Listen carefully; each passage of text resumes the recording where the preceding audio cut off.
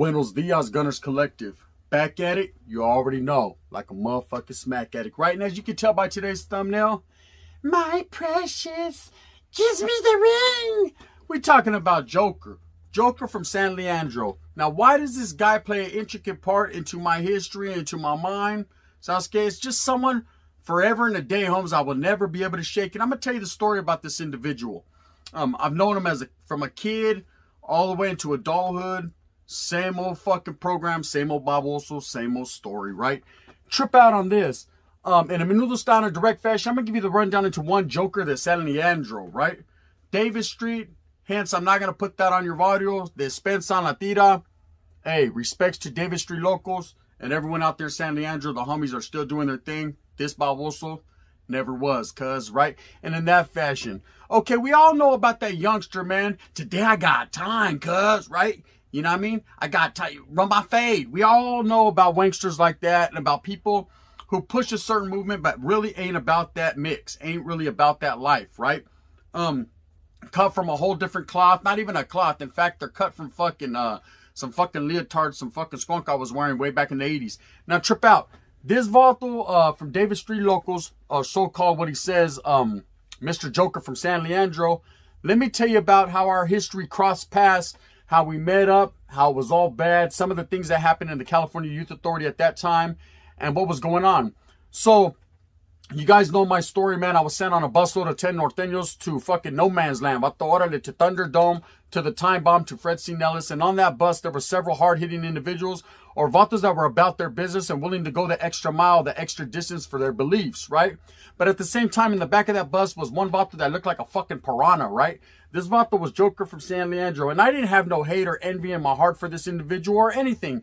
He was just another homeboy, man. The embracement was there. The embracement was real. Come on, Hums, let's go ahead and get it. So let's get us against them against us, and you already know what the program is. But we get there. You know, we get there that night, and of course we had a melee that first night right when we got there. And of course, for some reason, this vato was seen hiding behind the toilet, hugging on for dear life, talking about, I don't know what's going on, right? He always had a funny way of speech, a funny way of talking, like if he didn't have no teeth, he had too many teeth. That was the problem, though. Like I said, the vato looked like a fucking mix between a piranha and a tiger shark. Now, Trip, seeing this with my own eyes, seeing him hugging on to the motherfucking, trying to hold on to the toilet like he was a member of In Vogue, made me feel some type of way. Right? It automatically made me lose respect for the individual. And not only that, he should have lost self-respect at that point. You know, at that point, we're youngsters, and I understand everyone had everybody was a little bit scared, Holmes. Everybody was a little bit taken back. Everybody wasn't used to what was happening. But at the same time, man, it was time to man up, become a man on that fucking particular moment and handle your business, you know? Hey, we're only as strong as our weakest link. And Sasuke, that day, we weren't that strong because our weakest link was in the sink, damn near, or the toilet.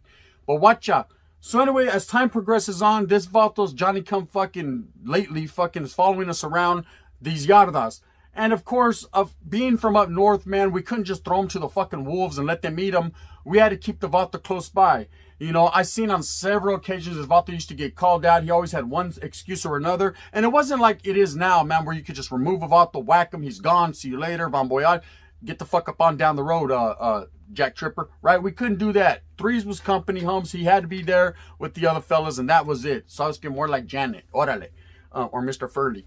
But Trip, so the Vato's there, and we progressed from there to Cleveland. From Cleveland, he's getting no play with the homeboys. In fact, the homeboys don't even want to talk to the baboso, but he still is a hang-around. You know, he's hanging around, hanging on for dear life. He's on the cliff, Holmes. I'm ready to push him over, but Sasuke, the homeboys ain't having it. So I got to roll with the program. We get to Kennedy. This is where the game takes a different turn. You know, we get there, and of course, we have many rayetas, many melees, many times and many trips in the bliñas behind the handball courts, in the closets, in the rooms, down behind bunks that we moved, whatever the case may be. However it went down that particular day is how the fuck it ever went down. You know what I mean? We were doing what we had to do and what was asked of us, and not even asked of us, just what we knew we had to do. This Vato, again, with all the excuses, I can't because my back, see my back, my neck, just like that, right? He always had an excuse, and I started to get more and more tired of it. And I knew other homeboys around me just that wouldn't voice their opinions were getting tired of it. So I felt that if for no other reason, man, I should play this Vato out of pocket and I should play him like the fucking sucker that he was. Now, wasn't no bullying tactics involved, man. I know I pushed and rocked the good rhyme for the raza, and I am about the raza. But this guy just wasn't up to par with what raza is. Right? He had no love for his fellow brothers. He had no self-respect for himself. He had no love for anyone. This Vato was more scary than any scariest Vato I've ever seen. Sasuke, he should have worn a mask and a back brace. This Vato was scary. But then in that fashion, right? So Trip, I remember on one occasion, man, a Sureño gets there, to the compa. He's a little dude, man. But he's, he's about his business. He wants to handle his business. So he goes and calls Joker out. He says, hey, what's up? Let's see each other. And then about hey, maybe what if we just play a game of checkers and whoever wins, then that's the winner of the fight. I said, what the fuck are you talking about playing checkers, Holmes? Checkmate, puto, get up out of here, man. Go behind the hammer court. And they went behind the hammer court, and believe it or not, this Vato Joker had a little bit of hands. It amazed me to see him slinging them like that because he had hands. I don't know if it was the scariness in him. His back was against the wall. He was in the corner. The fight or flight syndrome. Whatever it was, the Vato was all right. He did his thing. So after I was pretty proud of him, I was like a fucking son. I said, come here. Well, also right. He with that Skinner. I said, hey, what the fuck happened, bro? You did your thing, Holmes. I ain't mad at you. And he said, it's because I was real scared, right? I said, fuck all that, bro. Hey, just continue to handle your business like that, and maybe we can let bygones be bygones. We can let your toilet hugging situation go. We can let all these other fucking times that you wanted to play checkers, chess, and Monopoly go, and we'll be all good. Okay? Of course, that didn't last long. What happened was he got high-powered off of that one fight, and there was a lot of different individuals like this in CYA. Don't get it twisted. They're called cases or knacks or J-cats or whatever the fucking wording you wanted to call them. There was a lot of different words towards these individuals. He was a knack. Okay, he was a knack. He was just there, bro. He was someone that was from up north that was trying to hold on, trying to be a homeboy. But at the same time, we didn't recognize him as a homeboy. He wasn't kicking back in the juntas. He was just on the outside looking in. The Vato was right there, okay? So Trip, the Vato starts fucking talking all that high power shit because he got in that fight and he fucking did his little thing, right? So now he feels brave. He feels brave, and I remember, man, he used to get these packages all the time, man. Shout out to his familia, because they took care of us well. I say us because it was like this. I'm not a bully, man. I wasn't trying to punk him out of his shit, but he felt on certain occasions that he should volunteer his shit. Hey, guess what, Gunner? I got some shoes. You want to try them on? Yeah, oh, yeah, these fucking fit good. Orale, you like them? Yeah, I like them. Cool. All right, cool. Peace, right? What about my shoes? What about my shoes, right? I was on some Debo shit, but not quite bullying. Just basically, I'm going to go ahead and take that because you were sucking a half shell, Humps. Turtle power, and that's what it is. Okay? Now, I don't fucking endorse going out there punking people for their shit. I don't endorse playing a weaker man out of pocket, man. That doesn't make you cool. You're not cool. You can't chalk that up as part of being a fucking gangster. None of that, bro. But at the same time, man, you have to put people in their place, man. If they're out there rocking that good rhyme, if they're out there fucking using your flag or using your hood or using your fucking agenda, homes, to push and further their movement for safety and security, and they're not adhering to the rules, regulations, policies, and motherfucking holding their own house, I'm going to go ahead and need those Cortezes. And in that fashion, menudo, right? And that's what it was on several occasions. And I wasn't the only one fucking getting my issue, man. There was a lot of homeboys that felt the same way. ¿Sabes qué? Hey, this camisa doesn't quite, it's a medium, pero fuck it, I'll make it work. Orale. And in that fashion. So, it's just weird because I've always had nothing but the utmost respect for all Norteños and all Northerners. And I never met someone quite as fucking weird as this. You know, and I hate to say it, man, but it's the truth. This Vato was Schmiegel. Give me the ring. He was all that. He looked like him. He acted like him. He was a J-Cat like him. It's just what it was, right? I'm not here to hate on the man. I'm here to simply state facts. This was weird to me because me being a youngster, not even really knowing the ropes yet, I was in the motherfucking trenches about my business, about my issue, and this Vato would push his issues over there. The homeboy Skinner will fight. Orale. I know I will, but so get fucked, man. When are you going to handle your business? Okay, so what happens eventually is he feels the mix. He feels the animosity. The homeboys are starting to figure out, we might have to do this Vato blanket party like fucking Full Metal Jacket. Orale, Gomer Pile, eat your jelly donut. We're about to get busy on this motherfucker, right? We're tired of it. We're tired of him making us look bad. We're tired of him acting the way he acts. We're tired of him being damn near a jotito. It's just all bad. And they fucking moved this Vato to a place called Carter. Now, Carter, for anyone that was in Fred C. Nellis knows, man, this is where they sent all the weirdos, the offenders of a sexual nature, just some weird people were over there. It wasn't a good look, right? And there was a vato over there that used to shoot us wheelers that was claiming Norte, was named Rascal from Alameda, right? We had never met the vato, laid eyes on the fool. I guess he was there before we got there, but quietly as it's kept, for him to be over there posted up on Carter meant he wasn't really with the activities we were with, and in that fashion. We'll leave it like that. I never heard nothing bad about the vato as far as his case, but I never heard nothing good either. So anyways, this vato goes over there. And he's over there for about a year, almost to the point where we forget about him. We think he's shipped out. We don't give a fuck, to tell you the truth. To be honest with you, we're too busy going to the school area, handling our business, getting packed, jumped, stabbing people, getting stabbed, etc., etc. You know how the game goes, you know? And this is what was cracking. And then all of a sudden, one day, man, the door swings wide open and this vato comes in. Only he looks different now. Only his hair slicked back. He got the brand new black jacket. Now, at that time, man, if you had a clean-ass black jacket, because they used to issue us these light or dark blue jackets that were ugly, hums. They were like a thin material, looked like a rain jacket. This was the standard state issue. But there were these black jackets with the gray lining, hums, that were clean, that everyone who was anyone used to get, right? It was harder for the Norteños to get it because we didn't have no action at the laundry. We didn't have the hookup like that, man. So we'd be in those fucking faded-ass blue jackets. Every once in a while, we'd get a black jacket, and the homeboys saved that for visita. You know what I mean? Keep that real clean for visita. It costs about 25 to 30 bucks in canteen just to cop one. Anyway, so this vato walks in with the icy white Cortezes, a black jacket, some state pants creased up, white line. Oh, no. Oh, no. He's doing way too much. We're over there looking like dirtbags wearing bell bottoms and scuffed up state shoes. There's going to be a problem here. There's going to be an issue, right? It wasn't we weren't about our hustle. Is we never had a chance to fucking establish and maintain. We were too busy going to the oil, coming out, going in, going, you know what I mean? Back and forth. That's how the motherfucking writing took you. That's where writing took you. Okay, this vato was over there living his best life over there, basically in Hawaii, over there with the fucking jotitos. And so anyways, he gets there and I'm feeling some type of way. There ain't no way I'm going to be wearing these fucking scruffy bell bottoms while this vato's all white lined up. I'm going to go ahead and need those, right? So of course I walk up to him. Hey, what's up, Joker? What the fuck, bro? They brought you back. He's like, they don't call me Joker no more. They call me Japonés.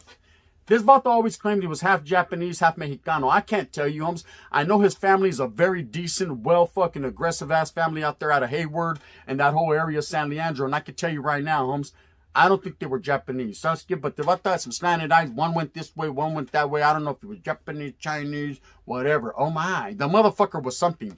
Anyways, like I said, he looked like fucking Piranha from down here and fucking Baboso from up here. Anyways, so I see him. I hit him up. Hey, what's up, bro? You know what I mean? Damn, it's a mighty nice jacket. I like your shoes. I like your jacket. Why don't you take off your jacket, right? Get behind me, Satan. The vato took off his jacket. Hey, what's up? I said, let me sport it. Oh, I don't know if I could do that because I'm Japonés now. I'm a gangster. Give me your fucking jacket before I beat you up. And I choke you out with the fucking sleeve of it, right? Next, you know, I got me a black jacket. I think I'm mobbing, right? Of course, the homeboy, bad boy, I'm going to go ahead and need those shoes. We left him where we found him. Moral to the story is, and it's not to say that we were bullying or punking people because that's not what we were into. Hey, Sasuke, we were too busy with preserving our safety and security. We were too busy with worried about if we're going to get jumped the next day in the school area. And we needed all fucking soldados that we can get, man. We weren't taking advantage of no homeboys, playing any homeboys out of pocket. This vato was not a homeboy. He was not a homie. He was a J-Cat that was holding on. He was hanging on. The cliffhanger, okay? We hated the fact that he would go around in the school area talking about, you know, he would talk shit about us. The Norteños over there, they're not about nothing. I promise this is woo-woo-woo. Then he'd go over there and try to kick it with us. I'm from San Leandro. I'm a homeboy. Nah, fuck that. Give you some kid. What? Where you from? I'm from Tulare County. Nah, you ain't from neither, homes. You definitely ain't from there. The homeboys will let you know. So, what I'm saying that to say this, okay? It just plays a part into my mind because I never seen any Norteño act at a character or act like that. But I guess in the California Youth Authority, everyone puts up their defenses, their shields, and acts however they're going to act. But this vato was a different level. You know, he was a different level. And I remember the day that I left to Madison, which was another compa, they took basically the 10 fucking vatos that were really riding, really doing it, hums, and they put us over there on Madison so that we can kick that one in, break that compa in. This vato was the happiest fucker in America to see me leave. Hey, Skinner, where are you going? I said, I'm going to Madison. Puto, why? What's up? Hey, good luck. Now, fuck good luck, Holmes. You know what I mean? And I could tell the envy in his eye and the hatred, but also the, I could breathe again, right? And it wasn't me really pushing up on him. Like I said, I got a couple pairs of shoes and a jacket one time for my mind. But at the same time, there was other homies that were really fucking not feeling homes. They were giving them the slap action. The slap action was real. That was Mr. Rock'em Sock'em. You know, he got socked and rocked all the time. And the Vato, one thing I could say about him, and I'll righteously give him this, he never told. He never went and complained to the placas. He never said, hey, these guys are picking on me, because we weren't picking on him. You gotta understand, we'd be doing our fucking thing, playing domino, chilling with the homeboys, relaxing, and this J-Cat would always come out in left field. Hey, we should just get off on these sureños. What the fuck you mean get off on the sureños, Bob Oso? You damn near are one. Homes, you want to be over there fucking kicking it over there, playing handball and shit. Get out of here, right? But I'm from up north because right? We hit him with the pinky. Say it again. Say it again, motherfucker, right? Who sent you, right? It was that bad. It was that bad. You had to hit him with the pinky. Get it together, baby. It was some weird shit. Didn't want him nowhere near me. So time passes, man. I get out of CYA, or I go up north. From there, I get out. I do my thing. I'm in prison, out of prison, whatever the case may be, back and forth and in and out. And I happen to run into this Vato on Facebook. The same old shark looking, you know what I mean? Baby shark, baby. This motherfucker still looked like a great white in disguise.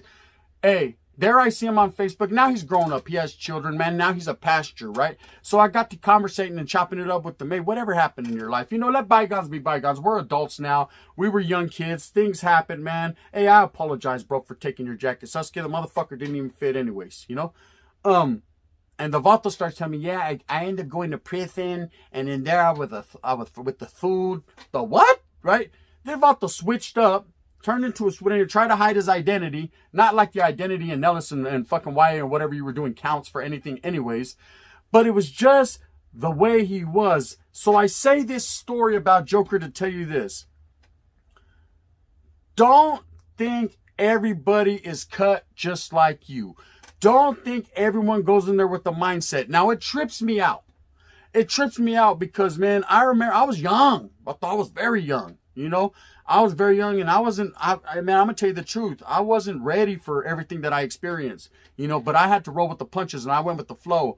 But someone that, he was actually older than me, someone that fucking was bigger than me, someone that should have been with the program, man, should have been in there like, fucking, Holmes, let's do this, you know. He was in there like, I don't even know what this is. I'm just over here just trying to play fucking sorry, the game of sorry. Yeah, you are sorry, Vato. Straight ball. Also, you're fucking very sorry, Holmes. He made us look bad. He was the only fucking part in the spoke that fucking was wobbly on one guy. We didn't need him. Sasuke, to this day, I'm mad, Vato. I'm mad and I'm upset because he is the one blemish in the historia of what we had going on down there. He's the type of Vatos are like, oh, them norteños, they weren't doing shit down there. No, we were. It was that fucking baboso that wasn't doing nada. He was too busy writing home, talking about, the homie said, we need 2 more cases of sopas. Yeah, we do. 3, Vato, and in that fashion. Hurry up, because I'm going to need my own solo bolo.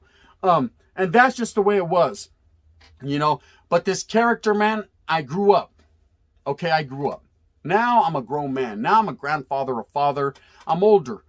And I hold no, hey, this day forth, I hold no aggression and no transgressions towards this guy, man.